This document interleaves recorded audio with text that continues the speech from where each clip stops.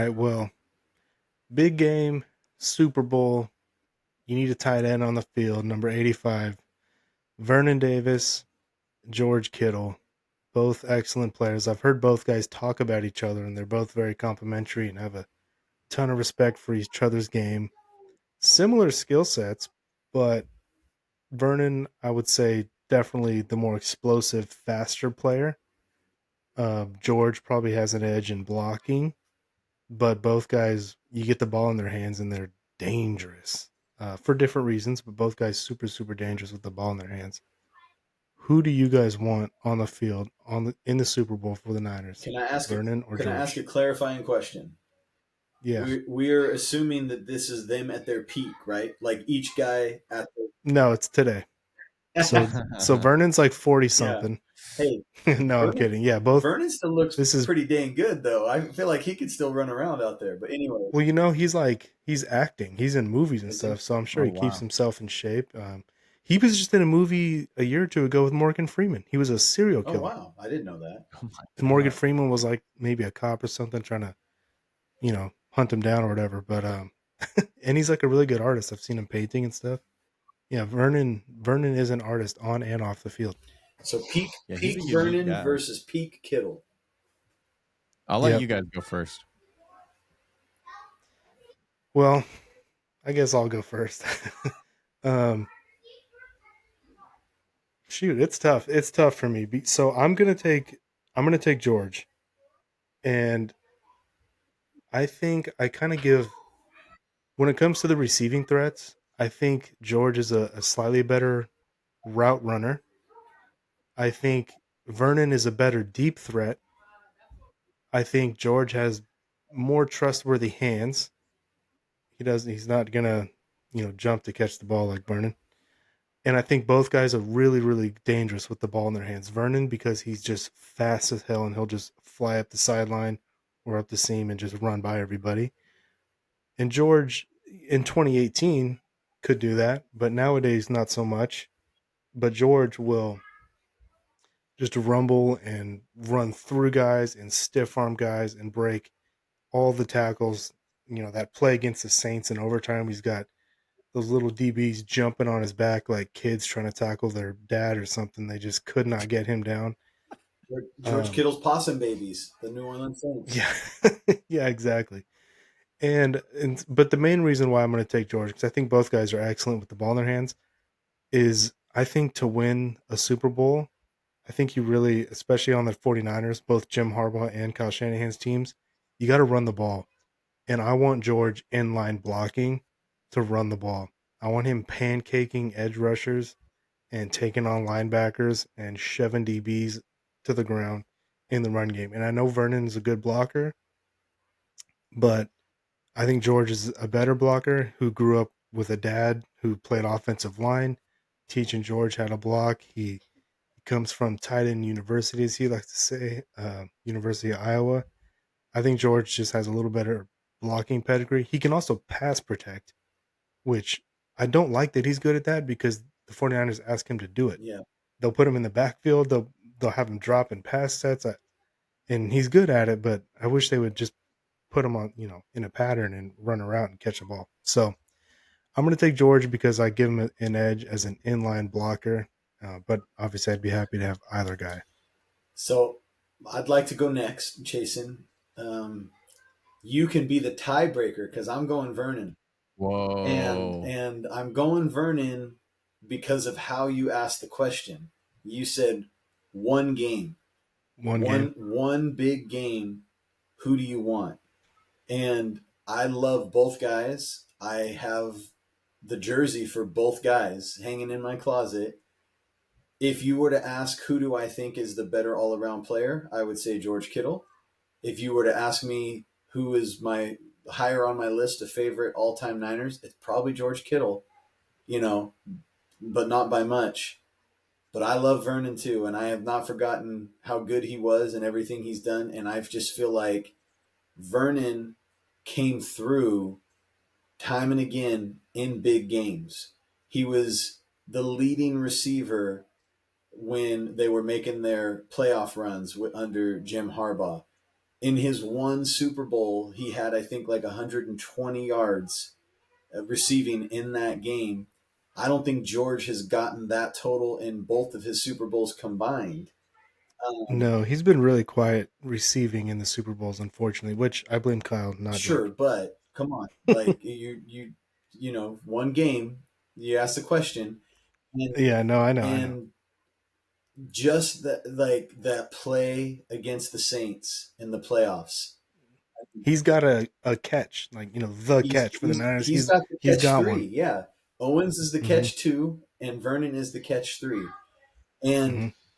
I feel like you said it. He's more explosive, and that is going to be more beneficial. I feel like in a big game, at any point, he could break it.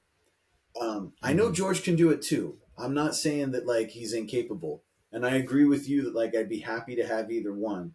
But one game, you tell me I get a guy at their peak, and I have to pick one between the two of them.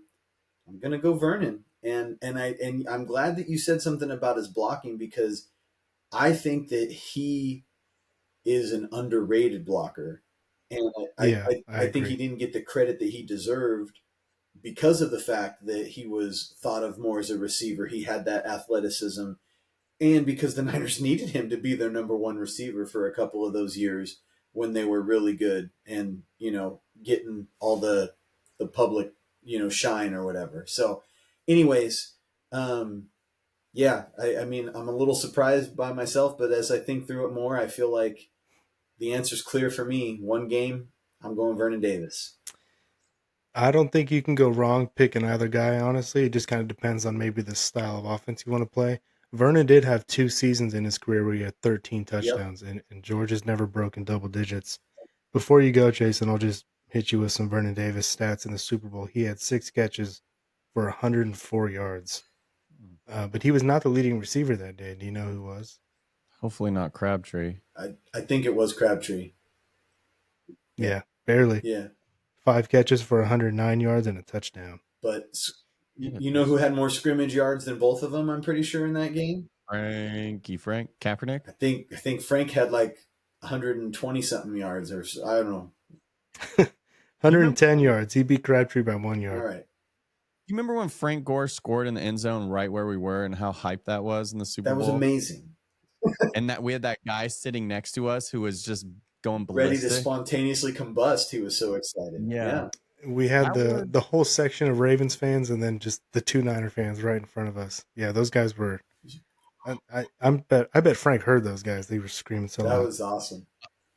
up until the end of the game when we didn't end up winning. That stretch of time was like a fever dream. It was like Exactly. it was crazy. Yeah. All right. Randy So I'll Moss give my had 2 catches in that game too. Annie was the reason that we threw a pick because he went alligator arms. Speaking, two really quick things. I was thinking about how Brock struggles in the rain and cold and snow. You know who didn't and who was great in cold weather while he was in the NFL and really good was Kaepernick. He Kaepernick, always played good against the Packers. He always played good in the cold weather. because he had And a then, friggin' hose. yeah. that And he would always wear like, he would just short sleeve or whatever. And they always made a big deal about that. that and because he could run too, so he could rely on Yeah, that. Oh yeah. Yeah. exactly. Yeah. One That of was, these days we'll have to watch the highlights of that Packer game in the snow of him just running like crazy. didn't he have 183 That was rushing the home yards? game. That was the one they played in Yeah. San Francisco. The the Yeah. Yeah. You're the right. You're right. sleep, Are you sure? yeah. The, I think he is right. the Yeah. one where he went nuts was a home game, but then I think Yep. the next year he still had a good game. It just it wasn't like the crazy yardage totals.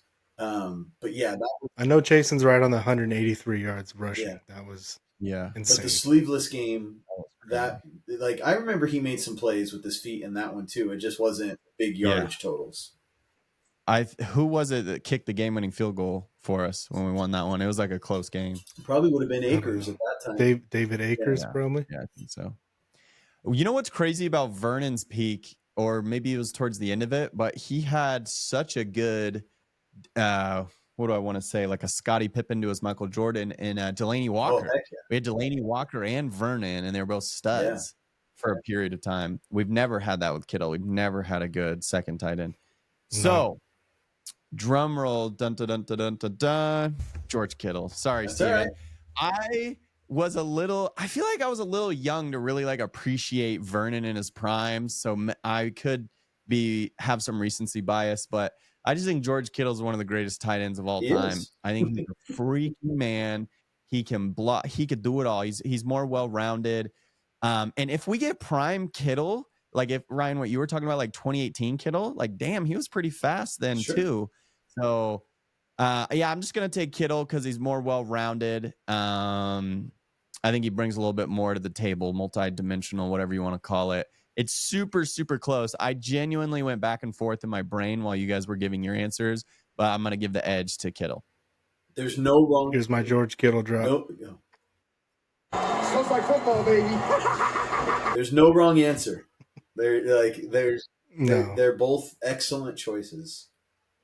Yeah. You know, Vernon scored a touchdown on his first touch in the NFL Did he? against the Cardinals. Yeah. Oh, that's awesome. I saw his career game was against the Cardinals, like 183 yards. I remember watching there was like a funny story because he was a rookie and he was this high pick. And so there was a lot of like hope and everything. And I guess he'd been pretty quiet, like didn't say much. And then that play happened. And it wasn't like right at the beginning of the game. I think it was like, maybe second quarter, a little bit in the game. They throw just a simple little like out pass to him, not very far, and he just turned upfield and outran guys and scored a touchdown. And after that, I guess he came over to the sideline. He was just freaking out, just screaming, yelling, yeah, all hyped up. And everyone's like, who is this guy? He's been quiet all off season. He's got to be one of the fastest tight ends like of all time, right? I remember that. Yeah. Yeah, he was unbelievably you fast. talking about George being fast, 2018 peak George. I'll still take Vernon in a foot race. Oh, No for question. sure. No For question. sure. George, Vernon's a freak athlete. He could jump too. Like he was a freak of an athlete. George for a fast tight end is like 4.5 40 time. Yeah. Vernon was in the 4.3s. Yeah. Like premier running backs don't even run in the 4.3s. Yeah. Vernon was insane. Freak. They remember that show Sports Science? Yes. With John Brinkus. They did an episode on Vernon Davis and they timed him and did all that crazy stuff. Yeah, he was an insane athlete. Like what? Where did the Niners draft him? Like number what 6 pick number was he? 6, I think, right? 6? Number 6 overall. I just looked it up. Yeah. Yeah, man. Imagine drafting. He may have been the highest that a tight end had gone up to that point. I don't know that for sure, but I know that it was like, wow, that's a really premium pick to use on a tight end. Anyways, yeah, he was awesome. And you talked about him 2 different seasons catching 13 touchdowns. That was with 2 different quarterbacks. Mm-hmm. Kyle Pitts currently is the high. Obviously, he's. I was going to bring up Kyle Pitts. But yeah, he was the number 4 Kyle pick. Pitts wishes he was Vernon Davis, man. Oh, yeah. Kyle Pitts. Kyle Pitts wishes he was Delaney Walker. Yeah. Delaney was so good. He was. Because as soon as he went to the Titans, he was just like, oh, this is one of the best tight ends in the NFL all of a sudden. Yep. Yeah. Man, good time. Good debate, though. I like that one. It was that was a good one. I'll have to keep doing a little research and find some more. Like I said, 97 and 74 might be a good one. There might be some good 94s, too. Okay. I mean, I bet 99 might have a decent Charles one. Haley wore 94. I think Dana Stubblefield wore 94. There might even be, Justin Smith wore 94. So, there's some guys right there just off the top of my head. But there's probably some other good numbers out there. I have a quick Delaney stat before we move on from Delaney. Or not Delaney, Vernon. So Kyle Pitts did overtake Vernon for the number 1 highest drafted tight end. But Vernon's actually tied for second with Kellen Winslow in 2004. Oh. Drafted number 6 as well. And then right after them is TJ Hawkinson at number 8 overall. And then it goes kind of down the list from there. So yeah, he's tied for second with Kellen Winslow Jr. I'm obviously I biased. did not but- know Hawkinson was drafted that high. Yeah, number 8. Yeah, say I'm obviously biased, and I know Hawkinson still has a lot of years ahead of him, or hopefully if he can stay healthy. But I'll take Vernon over all those guys that you just mentioned. Yeah, Yeah. for sure. Hawkinson's really good, but he's not like a blocker or a premier athlete like Vernon. No way.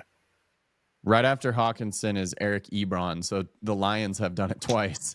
He was the number 10th overall pick in 2014. He was okay, but Yeah. that was a bad pick. Yeah.